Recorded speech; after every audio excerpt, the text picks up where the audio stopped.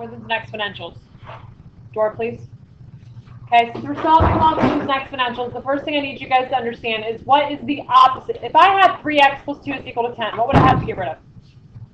If I had 3x plus 2 is equal to 10, what would I get rid of? 2. It's plus 2, so what would I do to get rid of it? Subtract 2. If I had x divided by 4 is equal to 25, what would you do?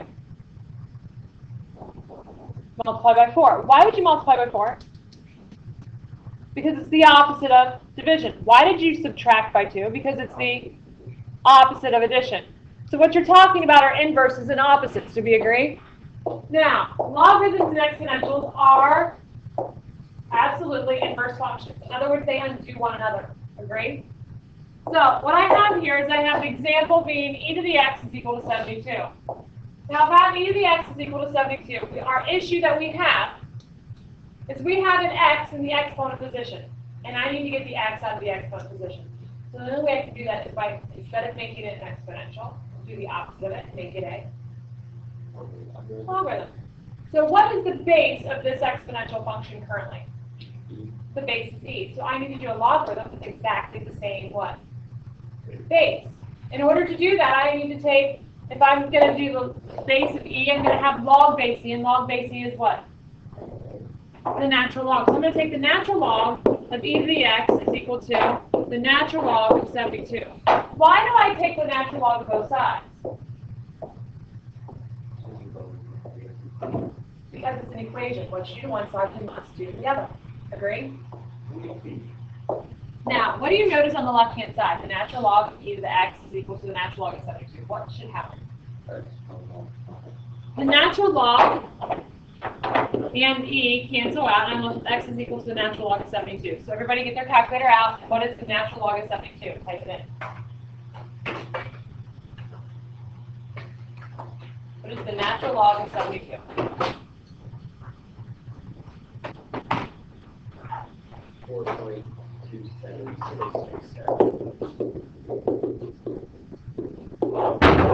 Does everybody agree with David that it's 4.767? No. Oh, 4.267? Why can't I listen to what the other 4.277.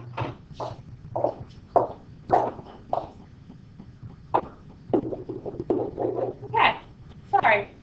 Okay, my listening skills are a little bit off right there. Do we understand that? Yay or nays? Okay, let's do it again. This time I give you 3 times 2 to the x is equal to 42. What's your gut instinct telling you should do on this problem? Why would you want to divide by 3?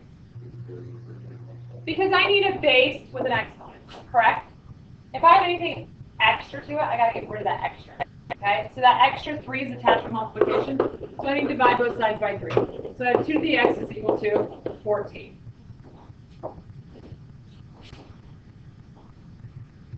Now what do I do to get x out of the exponent position? I need to make it a logarithm, so how do I do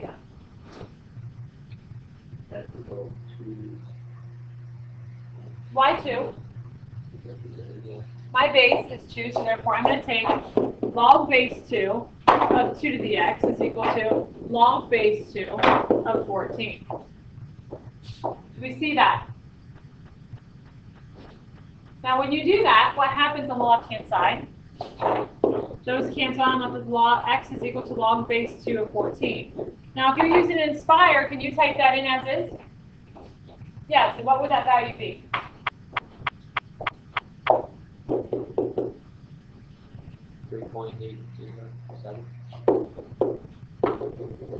Did I listen and write correctly?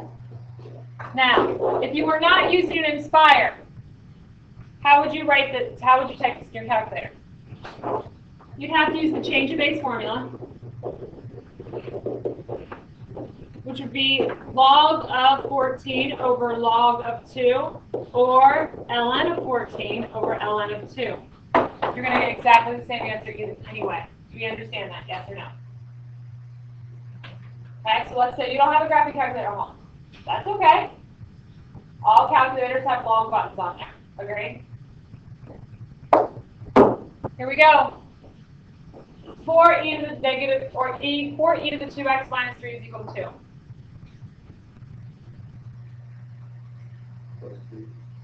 Why are we adding 2?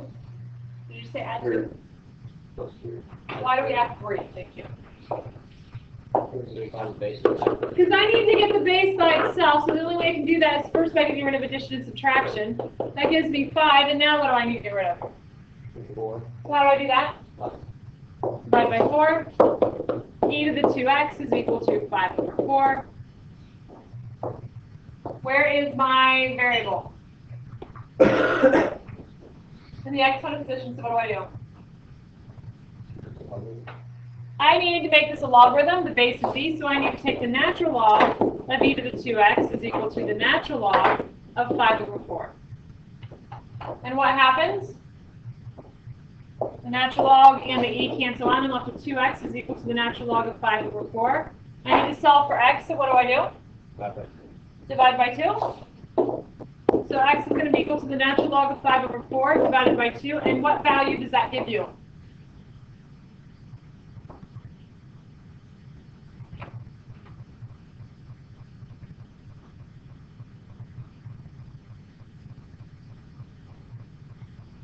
Anyone?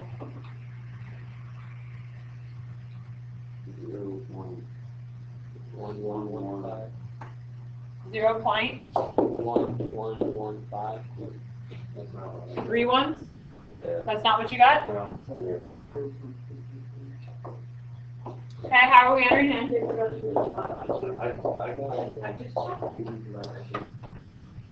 Okay, you got to make sure you put the division key. I would do control division key.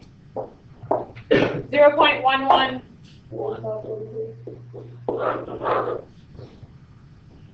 Okay. There's your answer. We good? Okay, next example.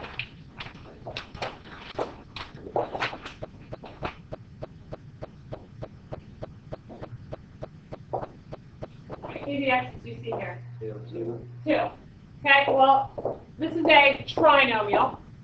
And I want you to pretend that this actually says e squared, or x squared minus 3x plus 2 is equal to 0. What would you do if you have that? Factor to two binomials, right? Agree? So the same thing is going to apply here with an exponential. Okay? So what we're going to do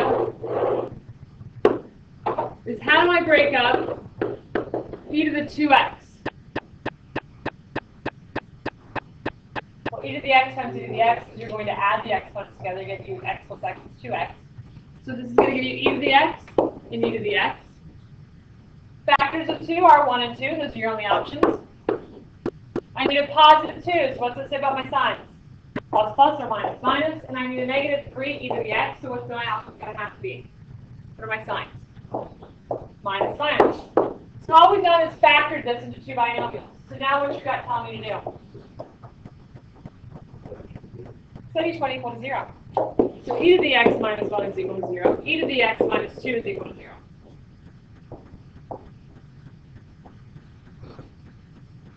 So e to the x is equal to 1. And what am I going to raise e to what power to give you 1? E raised to what power is 1? 0. Do I even need to take the natural log? No. My brain knows this already, correct? My brain knows that anything raised to 0 power is always forever 1. It's already in exponential form, so I should be able to calculate that without any problem. So e to the x is equal to 2. Can I do that one like that? No. So what do I have to do? So what's my base? So I have to take the natural log of e to the x is equal to the natural log of 2. And what happens? E and the natural log cancel out, and I'm left with x is equal to the natural log of 2. And what value does that give you in your graphing calculator? 0.693. Is that what you all said? Do we understand this, yes or no?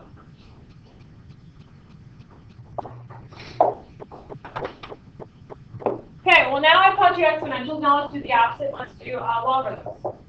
Okay? So I have natural log of x is equal to 2. I cannot divide by natural log, folks. Natural logs do not cancel out. Okay? Cannot do that. So what is the opposite of a natural log? Well, a natural log and a logarithm are exactly the same concept. They just have different bases. What's the opposite of a logarithm? An exponential. So how do I write this thing as an exponential? Well, what I'm simply going to do is I'm going to say, well, what's the base of a natural log? It is log base e, correct? So what I'm actually going to do is I'm going to make this into e, and then those become exponents, is equal to e to the 2. So our problem that we were given actually turns into the exponents whenever I write that as an exponential function. And what happens with the e and the natural log? Those cancel out, and I'm left with x is equal to e squared. And what is e squared? Well, e is just a number, right? So in your calculator, what is e squared?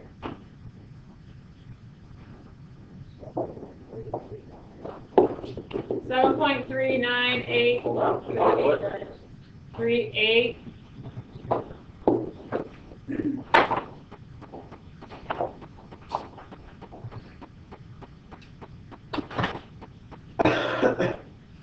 Back. Next.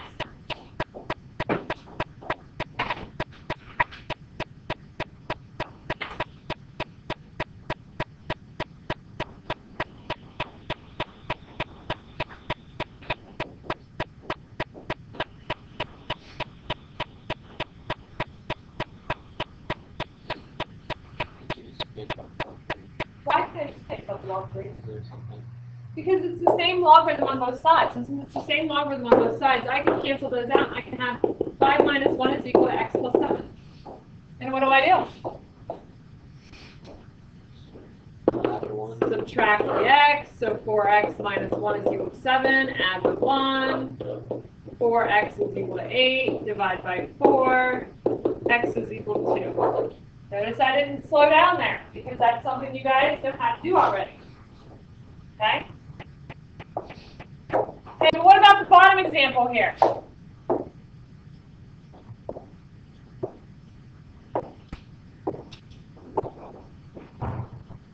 Why are we subtracting 5? Because I need to isolate what?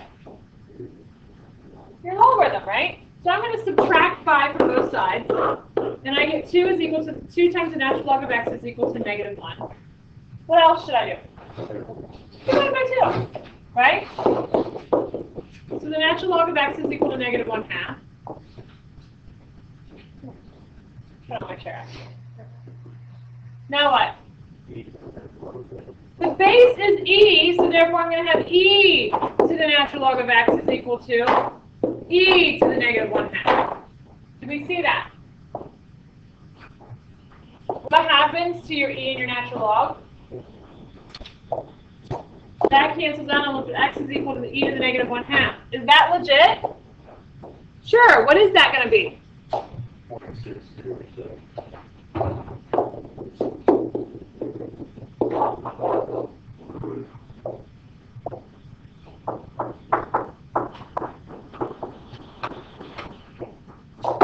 Next.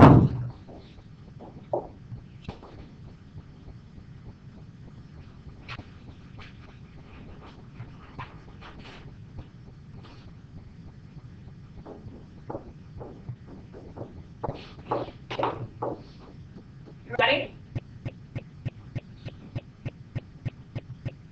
2 times log base 5 of 3x is equal to 4. So what should I do first?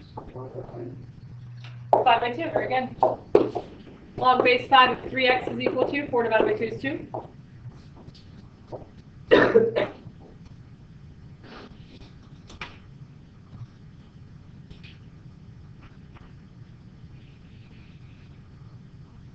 Sure, that's telling you to do.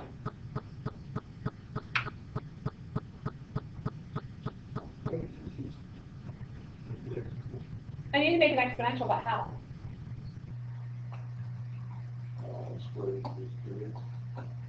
The base that we have is a 5, so I'm going to have 5 to the log of 5 3x is equal to 5 squared. Do we see that? The problem becomes the exponents. 5 and the log 5 cancel out and left with 3x is equal to 25. Why is it 25? Because 5 squared is 25. What else do I do?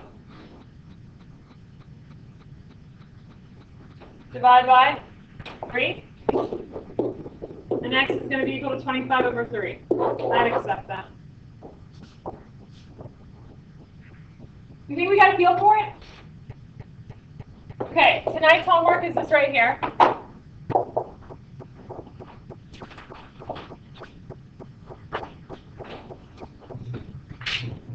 Got your textbook for me?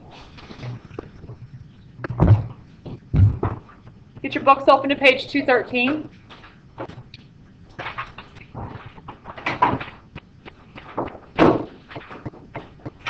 Page 213.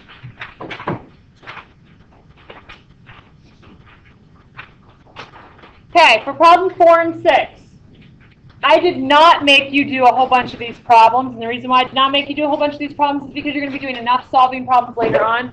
There was a lot of part A, B, and C to each one of these, so I just chose 2 of them so you could get a taste of what they're wanting you to do. Okay? Now, for problems 1 through 8, it says determine whether each value x is a solution of the equation. If you're determining if the value of x is a solution, you can do this 2 ways. Are we listening? You can plug and chug the value of x into the equation and check to see if the left-hand side equals to the right-hand side. And therefore, you're plugging and chugging how many times? 3 times because there's A, B, and C. Or you can simply solve the equation 1 time with what you know, find x, and then look at A, B, and C and say, yes, no, or yes, no, yes, yes. With me? Either say yes or no if it's a solution. Okay? Now, it may be, you may have to plug it in the calculator to get the actual decimal equivalent to see which one is the same equivalence. Do we understand that? So all you're going to do is plug and chug or solve and tell me yes or no. Any questions? I don't care which way you do it. Okay? All right, 10 through 16 even. It says use a graphing utility to graph f and g in the same viewing window. Approximate the point of intersection of the graphs f and g. Whenever you are putting 2 functions into a graphing calculator, and it asks for the intersection, you know what you're actually doing is you're finding when these 2 equal each other. Does that make sense? You're finding where these 2 things collide. So they're asking you to find the point of intersection, which is when these 2 functions equal each other. But then look at the next sentence. It says, then solve the equation f of x equals g of x algebraically. What are they asking you to do? Same. Confirm that your graphical point of intersection is exactly the same as your algebraic point of intersection when they are going to equal each other. Does that make sense? So for 10 through 16, all you got to do is set them equal to 0, set them both equal to each other and solve. So f of x equal to g of x and solve. Do we understand that? For problems 17 through 36, it says solve for x. We're going to do exactly that. For 18 through 26, they give it to you in exponential form, which means, what are you going to do if it's an exponential form? Take the logarithm on both sides. Then for 28 through 36, they give it to you in logarithmic form, and what are you going to do? Write it as an exponential. Do we understand that? But you have to solve for it. Any questions over that part right there? That's exactly what we just did. Then problems 38 through 42, it says simplify the expression. If you're looking at problem 38 and it says the natural log of e to the 2x minus 1, what are you thinking? What's your gut saying right now? That the ln and the e's cancel out, and what's your answer? 2x minus 1. Do we understand what I expect out of you tonight for homework? Okay, now I would like to draw your attention to the board over there. Tomorrow, I'm going to give you a worksheet over 3-4. Now, I have to make it up tonight. I don't have one yet, so I need to make one up for you. I'm thinking that that's going to be the last assignment for this 9 weeks. Okay? Grades are due on the 21st. So with that said, I want to have a test over this stuff before you guys leave, because I have a feeling you guys are going to get back and you're going to be lost. Okay? Would anybody agree with me on that? I think it'd be a lot easier to take a test of this before you go than whenever you get back. So with that said, I'm not going to have time to review. So tomorrow in class, it's going to be a day where we're going to sit, we're going to do the worksheet together, we're going to talk about this, make sure you guys fully understand what you have to do on section 3.3 and 3.4. So it's probably going to be a review sheet, kind of. And then when you come in here on Thursday, I'm going to give you the test. Now, I don't know if I'm going to have time. It depends upon if you guys know what you're doing. If you know what you're doing and you get the test done on Thursday, then I'll be able to grade it and put it on this 9 weeks. you guys do not get the test done, and I'm forced to make you guys finish it on Friday, then I might not be able to put it on this 9 weeks. Does that make sense? Any questions over what I just talked about? Okay, you guys leave early in the morning. You'll be here until 8, correct?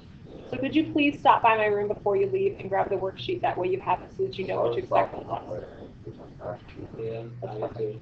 Is that cool with everybody? Who else is not going to be here tomorrow? Okay, can you please just stop and pick up the worksheet?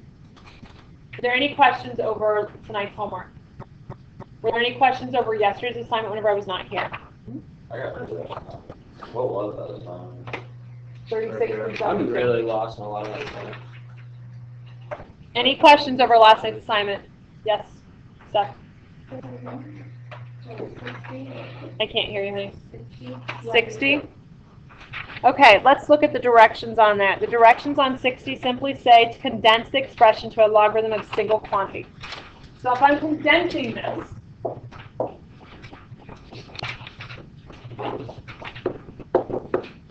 am I doing 60 or 61?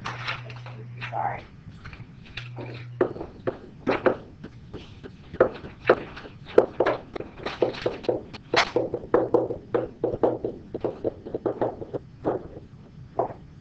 We're going to work from left to right. We work from left to right. We're going to first go in brackets. So this is going to be 2. How are these attached?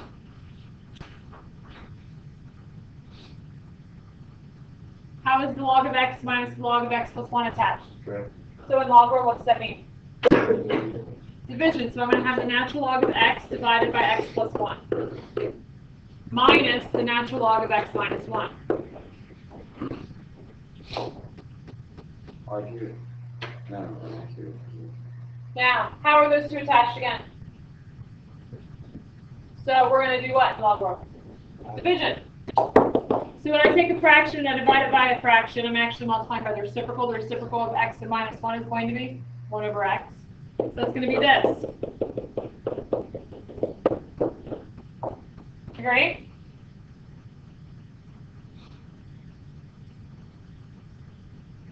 Now what? What's that 2 doing?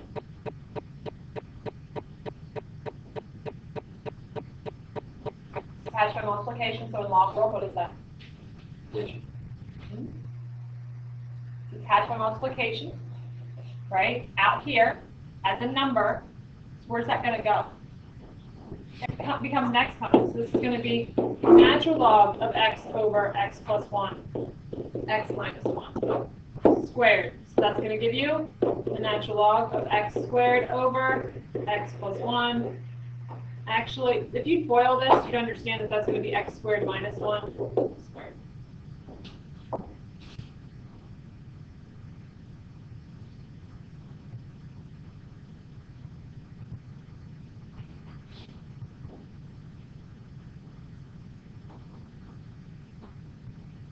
Any others?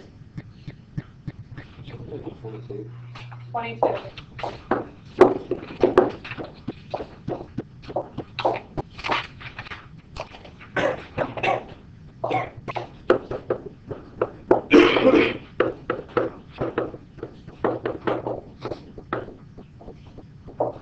Okay, what this asks you to do is to make the left-hand side look exactly like the right-hand side. Okay, so what I want you to do is come up with 2 numbers that multiply together to give you 24. 8 times 3.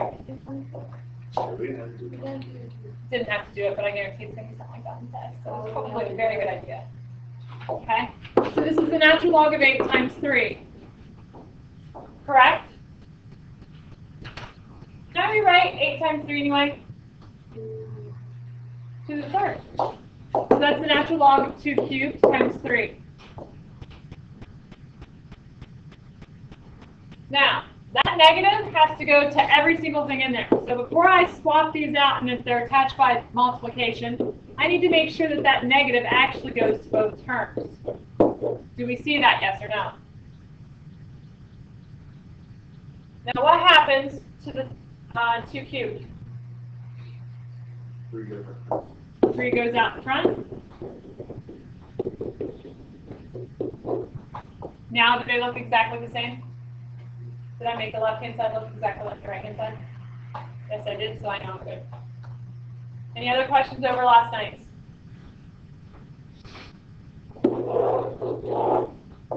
I wouldn't mind addressing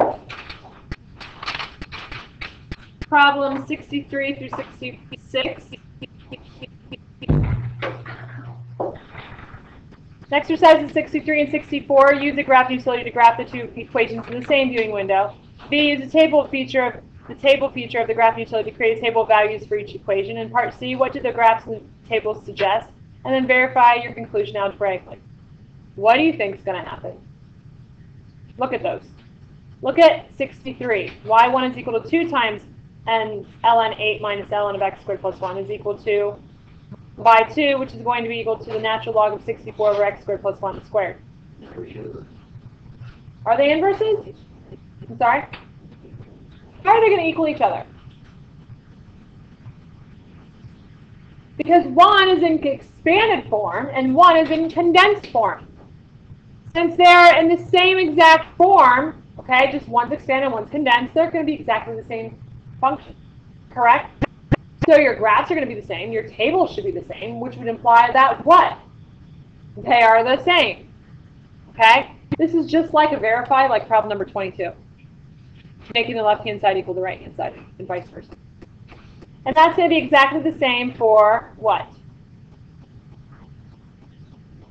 65 and 66. Do we understand that? Any other questions over last night's homework? Any at all? We're good? Okay, the remainder of the time, you guys need to work on tonight's homework, finish anything that you owe me from last night, and when you come in here tomorrow, there's going to be a worksheet. Are we good to go?